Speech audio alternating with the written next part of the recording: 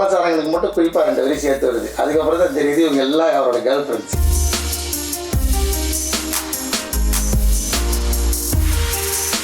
ஓரளவுக்கு ஜெனுவனாக பண்ணாங்க ட்ரை பண்ணோம். அது வந்து இவ்வளோ பெரிய இம்பாக்ட் கிரியேட் பண்ணணும்னு எனக்கு தெரியாது. இது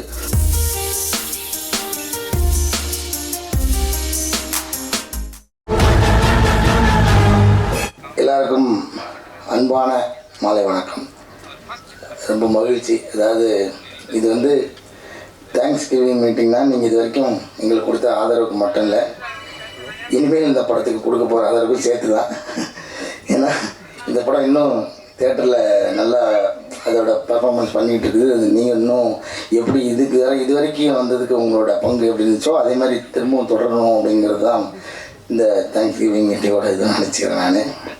ஏன்னா இது வந்து எனக்கு ஒரு நம்பிக்கை இருக்குது, இன்னும் ஒரு நம்பர் என்ன சார் வரும்னு. முதல்ல இந்த வாய்ப்பு கொடுத்த டைரக்டருக்கு நன்றி. ஏன்னா அவர் பேர் விட்டுட்டோன்னா ரொம்ப கஷ்டம். அப்புறம் ஃபஸ்ட்டு வந்து இந்த படம் ஆரம்பிக்கும் போது நான் கொஞ்சம் போர் அடிச்சேன்னா இன்றைக்கி ஒரு நாள் அட்ஜஸ்ட் பண்ணிக்கங்க, வேறு வழியில் இன்றைக்கி ஷூட்டிங் லீவ் போட்டு தான் வந்திருக்கேன். மற்ற படத்துலலாம் எஸ்கேப் ஆகிடுவேன், இதில் விட மாட்டேன்ட்டாங்க, கண்டிப்பாக வந்தே ஆகணும்னு சொன்னதுனால. ஃபஸ்ட்டு அபிஷேக் ராஜா அவர் மூலமாக தான் எனக்கு டைரக்டர் தெரியும், அங்கேருந்து தான் ஆரம்பிக்குது. ஸோ அபிஷேக் ஒரு நாள் கதை கேட்க சொல்லி அது ஏற்கனவே சொல்லிட்டாங்க நினைக்கிறேன். அந்த கதையை கேட்டுட்டு அதுக்கப்புறம் கதையை கேட்கறதுக்கு முன்னாடி முதல்ல டைரக்டரை பற்றி சொன்னார், அப்புறம் அந்த கதையை பற்றி சொன்னார், அந்த கதாபாத்திரத்தை பற்றி சொன்னார். அது எங்கள் அப்பா மாதிரியே இருந்துச்சு. சரி, இதோட நமக்கு ஒரு நல்ல வாய்ப்பு இது கிடைக்க போகிறதில்ல, நம்ம அவர் கூட வாழ்ந்ததுக்கு அவராக வாழறதுக்கு ட்ரை பண்ணணும் அப்படின்னு சொல்லி இதுதான் அந்த ரோல் பண்ண முடிஞ்சது. நெருக்கமாக இன்றைக்கி எல்லோரும் இந்த படம் சம்மந்தமாக எந்த மேடலையும் எங்கேயுமே வந்து நான் வந்து அழுதுடவே கூடாதுன்றதில் ரொம்ப கான்சியஸாக இருந்தேன். இது இப்போ வரைக்கும் மெயின்டைன் பண்ணிட்டேன், இனிமேலும் மெயின்டைன் பண்ண நினைக்கிறேன். ஏன்னா இது ஆடியன்ஸ் வந்து பயங்கரமாக இதை ஊடுருவி பார்த்தாங்கன்றதை நான் வந்து தேட்டருக்குள்ளே நாங்கள் போகும்போது பார்த்தோம். அந்த முதல் ஷோ தேட்டர் விசிட் போனப்போ என்னை கட்டி பிடிச்சிட்டு ஒருத்தர் லிட்டரலாக என்னோடய சட்டை பின்னாடி நினைஞ்சிச்சு, அவ்வளோ நேரம் அழுதார். அப்புறம் என்னோடய ரொம்ப நெருங்கிய நண்பர் டாக்டர் முருகேஷ் பாபு ஒரு டைரக்டர் ஆகிட்டார், ஒரு அப்புறம் ரிலீஸ் ஆக போகுது, அவரும் இந்த சம்பவத்தை பண்ணார். இந்த மாதிரி எண்ணிக்கை இல்லாத நேரடியாக நம்ம போய் பார்த்ததில் இருந்துச்சு. நம்ம வேறு எதுவுமே பண்ணல, அந்த ரோல் ஓரளவுக்கு ஜெனுவனாக பண்ணாங்க ட்ரை பண்ணோம். அது வந்து இவ்வளோ பெரிய இம்பாக்ட் கிரியேட் பண்ணணும்னு எனக்கு தெரியாது. இது ரொம்ப ஃபஸ்ட் டைம் எனக்கு இந்த மாதிரியான உணர்வுகள் வந்து செஞ்சு, அதாவது ஒரு கண்ணீரை பதிலாக சொல்கிறது. அப்புறம் வந்து இந்த ஆர்ட்டில் மட்டும்தான் அழுகையை கூட ரசிக்க முடியும். அது வந்து சினிமாவுக்கு நடிகர்களுக்கு கிடைச்ச பெரிய ஒரு வரம். வேறு எந்த ஒரு துறையிலேயும் ஒருத்தர் அழுகிறத ரசிக்க முடியாது, இதில் மட்டும் ரசிக்க முடியும். அது வந்து எனக்கு கிடைச்ச ஒரு பெரிய, எல்லோரும் கேட்பாங்க உங்களுக்கு மறக்க முடியாத பாராட்டுதுன்னு. இந்த படத்தில் கிடைச்ச அந்த நேரடி அந்த கண்ணீர் போது பாராட்டெல்லாம் இருக்குல்ல, அந்த வாழ்க்கையிலே மறக்க மாட்டேன் நான். அப்புறம் ஈபி இந்த படத்தை 2 ஈபி வந்து ஒரு மாட்டு வண்டிக்கு எப்படி 2 மாடோ மோனிகா, அதுக்காக மாடுன்னு சொல்கிறேன் தப்பாக நினச்சிக்காதீங்க. ஷான் மோனிகா 2 பேரும் தான் அந்த வண்டியை கட்டி இழுத்துட்டு போனாங்க. அவங்களோட உழைப்பு மாடு மாதிரி இருந்தது. அதாவது மாடை சாதாரணமாக இடம் போடக்கூடாது, மனிதர்களோட வந்து பல காலமாக பல தொன்று தொட்டு வரலாற்று சிறப்பு மிக்கது. மனிதர்களோடு சேர்ந்து மனிதர்களோட வயிற்று பசி ஆற்றுறது ஆரம்பித்து இன்றைக்கி வரைக்கும் மாடோட உழைப்பு வந்து தவிர்க்க முடியாதது. அந்த மாதிரியான ஒரு உழைப்பு நீங்கள் கொடுத்துருந்தீங்க, உங்கள் 2 பேருக்கும் ரொம்ப நன்றி. அப்புறம் வந்து எல்லா இடத்துலையுமே அவர் மறந்துடுறோம் ரூபன், ஏன்னா அவர் பின்னாடி இருந்து ஒர்க் பண்ணதுனால அவர் முகமே தெரிய மாட்டேங்குது. ஆனால் காதில் அவரோட ஒர்க்கு கேட்டுக்கிட்டே இருக்குது. ஏன்னா ஒவ்வொரு தேட்டரில் ரிப்பீட் பார்க்கும்போது எனக்கு இந்த படம் நான் நிறைய ஷோ பார்த்தேன் நினைக்கிறேன். நடித்ததில் அதிக நம்பர் பார்த்தது கார்கி. அதுக்கப்புறம் இந்த படம் போகிற ஷோலாம் அந்த ரிசல்ட்டுக்காக மட்டும் போய் லாஸ்ட்டில் எட்டி பார்க்காம முழு படமும் உட்காந்து பார்த்தோம். ஒரு மாதிரி நல்ல எக்ஸ்பீரியன்ஸாக இருந்துச்சு. இது ரூபன் வந்து எவ்வளோ நுணுக்கமாக வேலை பார்த்துருக்காருன்றது நம்ம வந்து அது திரும்ப பார்க்கும்போது தான் தெரியுது. அது எப்படி கதையோட ஒன்றி இருந்ததுனால நமக்கு முதல் தடவை அவ்வளோவா என்னால் கவனிக்க முடியல. திரும்ப பார்க்கும்போது தான் தனித்தனியாக அவங்க வேலையெல்லாம் வந்து ரொம்ப சிறப்பாக தெரிஞ்சுது. ரூபன் இந்த நேரத்தில் ஒரு மனமார்ந்த நன்றி தெரிவிச்சுக்கிறேன். அவர் மியூசிக் பாலசரங்கன். இன்றைக்கே என்னோடய இன்ஸ்டாகிராமில் நிறைய பேர் கொலாப் பண்ணி விடுறாங்க. அதில் பெண்களோட கமெண்ட் இல்லாமல் பாலசாரங்களுக்கு மட்டும் குறிப்பாக 2 வரி சேர்த்து வருது. அதுக்கப்புறம் தான் தெரியுது இவங்க எல்லாம் அவரோட கேர்ள் ஃப்ரெண்ட்ஸு. பிரியா நல்லா கவனிச்சு நிறைய வந்துட்டுருக்கு. நான் வர ரெஃபரன்ஸ் எடுத்து வச்சுருக்கேன். அவன் பல அனுப்பிச்சிட்றேன், பிரியாக அனுப்பிச்சிட்றேன். என்னோடய ஒர்க்கு அபாரமானது.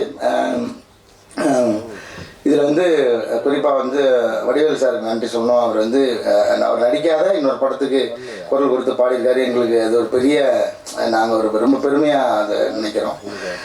அப்புறம் வந்து ஸ்னேகன் சார், லிரிக்ஸ் எழுதின ஸ்னேகன் சார், அப்புறம் வந்து எஸ்பி சரண் சார், அப்புறம் வந்து என்னோட ரொம்ப ஃபேவரட்டான கேள்வி விஜய் சார் அவர் வந்து உருகி பாடித இந்த பாட்டு.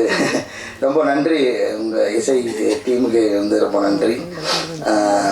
அப்புறம் சத்யராஜ் சார் இந்த ரோல் அதான் நம்ம உள்ள சின்ன வயசில் பார்த்து பயந்து சிரித்து எல்லாமாவும் அவரை வந்து கொண்டாடிட்டோம். அவர் கூட எப்படியாவது நடிச்ச காம்பினேஷன் இல்லாத எனக்கு கொஞ்சம் வருத்தம் தான். கூப்பிட்டுருந்தா சுப்பிரமணியன் ரோல் கூட நடிச்சிருந்துருப்பேன் நான். எனக்கு அவ்வளோ பிடிக்கும். எனக்கு சுப்பிரமணியன் இந்த படத்தில் ரொம்ப ஃபேவரட்டான ஆக்டர் சுப்பிரமணியன். அவரை நான் வந்து நிறையா ஷூட்டிங்கில் பார்த்துருக்கேன். அவர் ஸ்க்ரீனில் அவரோட ப்ரெசன்ஸை நான் பார்த்ததில்லை. இந்த படத்தை சார் இதுக்காக ரொம்ப நன்றி சார். எனக்கு அந்த பாட்டிக்கு அந்த ரோல் கொடுத்ததுக்காகவும் அவர் சுப்பிரமணியன் அந்த ரோல் கொடுத்ததுக்காகவும் உங்களுக்கு ரொம்ப ரொம்ப நன்றி சார். ஏன் சார்பில் சார் அவங்க சார்பில் நான் நன்றி தெரிவிச்சுக்கிறேன் சார். சத்யராஜ் சாருக்கு இந்த இடத்துல ரொம்ப ரொம்ப நன்றி. அப்புறம் கோ ஆர்டிஸ்ட் லிஸ்ட்டு டைம் ஞாபகம் இருக்குது ஷெல்லி. அவன் வந்து அதை இப்போ சொன்ன மாதிரி கையில் புக்கோட வந்துடுவாங்க. நமக்கு அதுவே பதட்டமாக இருக்கும். அவங்க என்ன ரொம்ப தரவாகிட்டாங்கன்னா நம்ம கொஞ்சம் கேப் விட்டோன்னா அவங்க அடித்து ஸ்கோர் பண்ணிடுவாங்களேன்ற பதட்டத்திலேயே தருவாங்களோட நடிக்கிற மாதிரி இருக்கும்.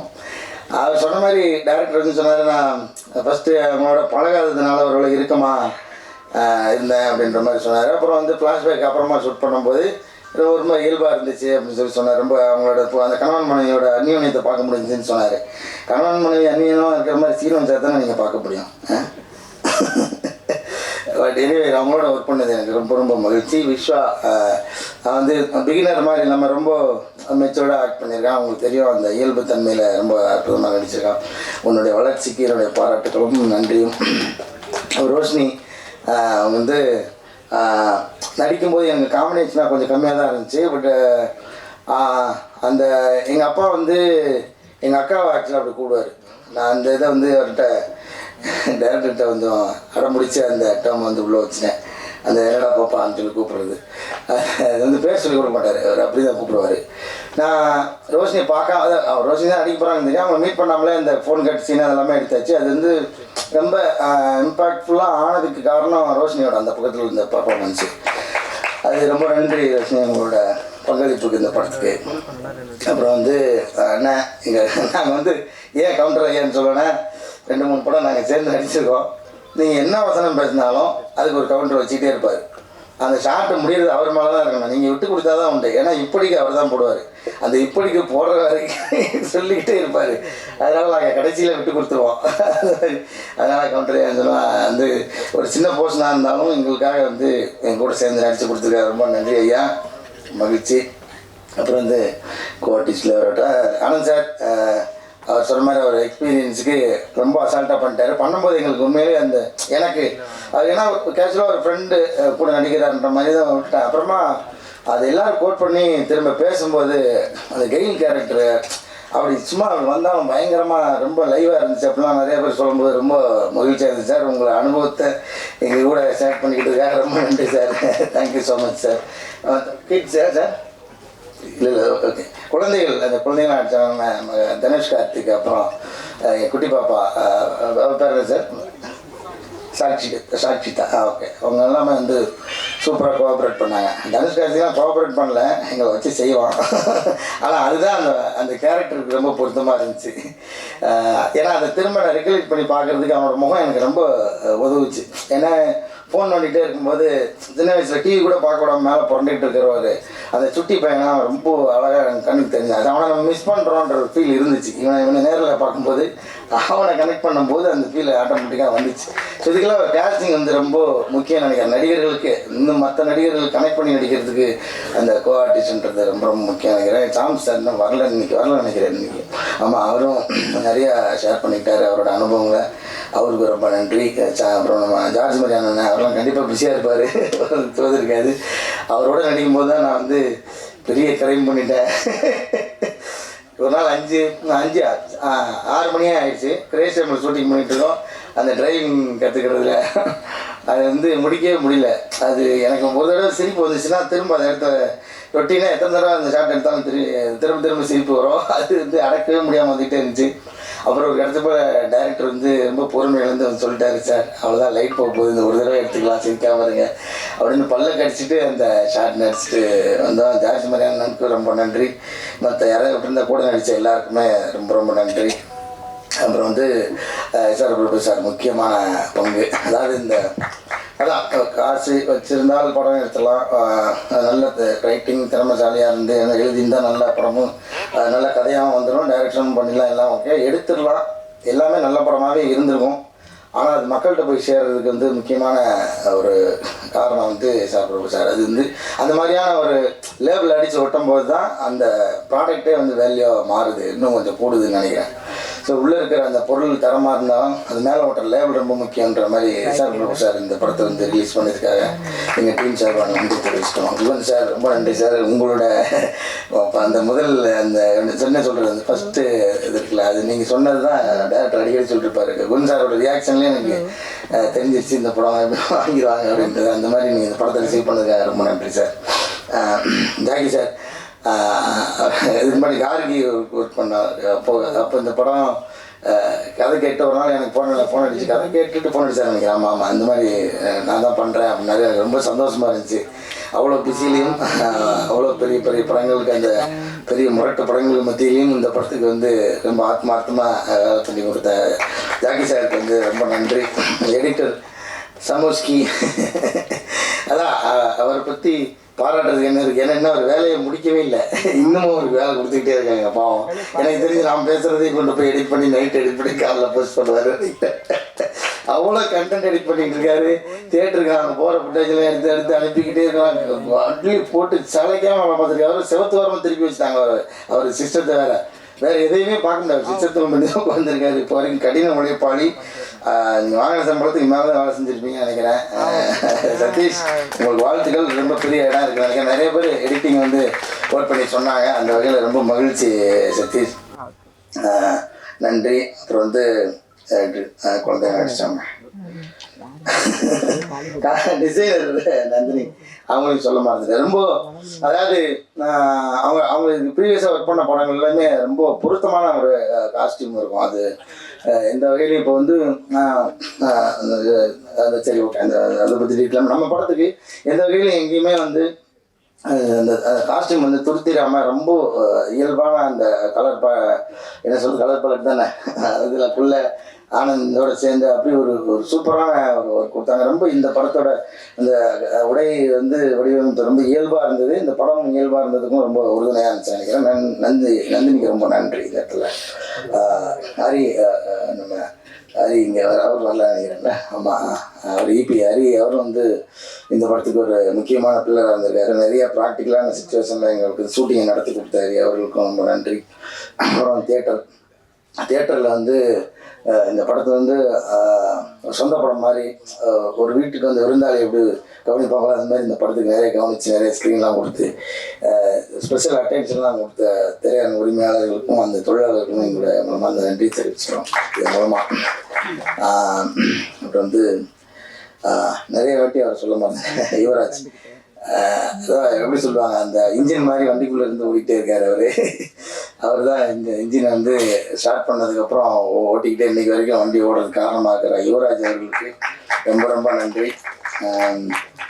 அப்புறம் டைரக்டர் ஆமாம் இது வந்து பெரிய நன்றியாக சொல்லணும். அதனால் கடைசியில் ஒரு எழுதி வச்சுட்டேன். ஆனால் விட்டுறக்கூடாதுன்னு முதல்ல நன்றி சொன்னேன். இப்போ ரொம்ப நன்றி சார். எதுக்கு நன்றினா நான் வந்து எனக்கு வாய்ப்பு கொடுத்தது அது எல்லாத்தையும் தாண்டி ஒரு நன்றி சொல்ல விரும்புகிறேன். ஏன்னா ஒரு சாதாரண மனுஷனுடைய வாழ்க்கையை படம் எடுக்கிறதுக்கு என்ன இருக்குது அப்படின்ற ஒரு கேள்வி இருக்குல்ல, அது ரொம்ப அதாவது நீங்கள் சொல்கிற மாதிரி முழுசாக அப்படியே என்னால் ஏற்றுக்க முடியல. ஏன்னா ஒரு சாதாரண மனுஷன்ன்றது நிறைய கதைகள் இருக்குது. ஆனால் இந்த கதையை சொன்னது இருக்குல்ல, இந்த கதையை சொன்ன விதம் இருக்குல்ல, அது ரொம்ப முக்கியமாக நான் பார்க்குறேன். ஏன்னா நான் தான் அந்த கதை கேட்டோடனே எங்கள் அப்பாவோட சட்டை வாசனை அடிச்சது எனக்கு. ஏன்னா அந்த ஸ்பரிசத்தில் ஒரு ஒரு கவிதையை மொழிபெயர்த்து அந்த மொழிபெயர்ப்பை படமாக்குற மாதிரி எனக்கு வந்து ஒரு ஃபீல் வந்துச்சு. ஏன்னா இந்த மாதிரி ஒரு அப்பா வந்து இந்த டீனேஜ் ஆனதுக்கப்புறம் அந்த பசங்கிட்ட இருந்து அந்த விலகின அந்த ஸ்பரிசத்தை அவர் வந்து அந்த ஸ்பரிசத்துக்காக இயங்குறாரு. ஆனால் அதுக்காக எந்த காரணமும் கிடையாது இவருக்கு, அதுக்கு எந்த காரணமும் இல்லாமல் இருக்காரு. ஸோ இப்படி இந்த அந்த கதாபாத்திரத்தோட தன்மையை சொன்னது இருக்குல்ல சார், அது வந்து சொல்கிற போது எனக்கு ஓகே, அதை வந்து நீங்கள் அந்த ஸ்க்ரீனில் கொண்டு வந்தது தான் சார். அதுக்காக முதல்ல நன்றி சார் உங்களுக்கு. இந்த மாதிரி படமும் எடுங்க சார். நீங்கள் ஹிஸ்டாரிக்கல் படம் எடுக்க போகிறீங்கன்னு கேள்விப்பட்டேன். அடுத்தது அதையும் எடுங்க. நடுவில் எப்படி படமும் நீங்கள் கண்டிப்பாக எடுக்கணும் சார். ஏன்னா இது மாதிரியான படம் நமக்கு ரொம்ப முக்கியம் சார். நம்ம எப்போ பார்த்தாலும் மலையாள படங்கள்னு சொல்லிட்டு நம்மளை பற்றிக்கிட்டே இருக்காங்க. மலையாள படங்கள் மாதிரி நம்ம படம் வரலன்னு யோசிக்காதீங்க சொல்லி சும்மா ஒட்டுமொத்தமாக சொல்லலை. நிறைய அப்படி ஒரு பொதுவான வதந்தி ஒன்று இருக்குது, நான் இல்லைன்னு சொல்லலை. நான் மட்டுமா சொல்கிறது, இண்டஸ்ட்ரி ஃபுல்லாக எல்லாருமே சொல்லிட்டு இருக்காங்க. இப்போ ஒரு மலையாள படம் வந்துருக்கு பார்த்தியா, சரி இருக்கட்டும், அங்கேயே எல்லா படத்தையும் நீங்கள் பார்க்குறீங்களா அப்படின்னு சொல்லிட்டு அதை கேட்பேன். இனிமேல் இந்த ஒரு புது முயற்சி எடுக்கணும். ஒரு எளிய மனிதனுடைய கதையை வந்து இயல்பான ஒரு இதில் வந்து எடுக்க முடியும். அது வந்து அதை வந்து வியாபாரமாகவும் ஆக்க முடியும். அது வந்து இந்த லாபமும் சேரும் அப்படின்றத நீங்கள் காமிச்சதுக்காகவும் நன்றி சார். ரொம்ப நன்றி. யார் பேராவது விட்டுருங்கன்னா மன்னிக்கணும். கிட்டத்தட்ட எல்லாரும் பேரையும் சொல்லிட்டு நினைக்கிறேன். அப்புறம் அதான் நான் மறுபடியும் உங்கள்கிட்ட முதல்ல சொன்னதான் ஐயா நான் சொல்கிறேன். இது வந்து சரி வேலை முடிஞ்சிருச்சு, தேங்க்ஸ் கிவிங் மீட்டிங் அப்படின்ற மாதிரி விட்டுறாதீங்க. தொடர்ந்து இதை இன்னமும் கொஞ்சம் தூக்கி கொண்டு போவீங்கன்னு நினைக்கிறேன். ஏன்னா இந்த படம் நாங்கள் எதிர்பாராத ஹைட்டுக்கு போனதுக்கு காரணமே வந்து முதல் காரணம் நீங்கள் தான். அதுக்கப்புறம் அது மக்கள்கிட்ட போய் சேர்ந்தது, மக்கள் வந்து ஆதரவு கொடுத்தா அந்த மக்கள்கிட்ட கொண்டு போய் சேர்த்தது நீங்கள் தான். அதே நேரம் தொடர்ந்து இந்த படத்தை இன்னமும் ஆதரவு கொடுத்துக்கிட்டே இருங்க. இன்னொரு தேங்க்ஸ் கிவிங் மீட்டிங் இருக்குது, அதை நான் இந்த இடத்துல பதிவு பண்ணுறேன். அது ஒரு வெற்றி விழாவாகவே இருக்கும்னு நான் நம்புகிறேன். உங்களோட ஆதரவு தொடர்ந்து இருக்குன்னு கேட்டுக்கிட்டு விடைபெறேன். வேறு யாரையும் விட்டுட்டு நான் நினைக்கிறேன். நன்றி. தேங்க்யூ ஸோ மச் ஐயா, அவ்வளோ நேரம் பொறுமையாக கேட்டதுக்காக நன்றி.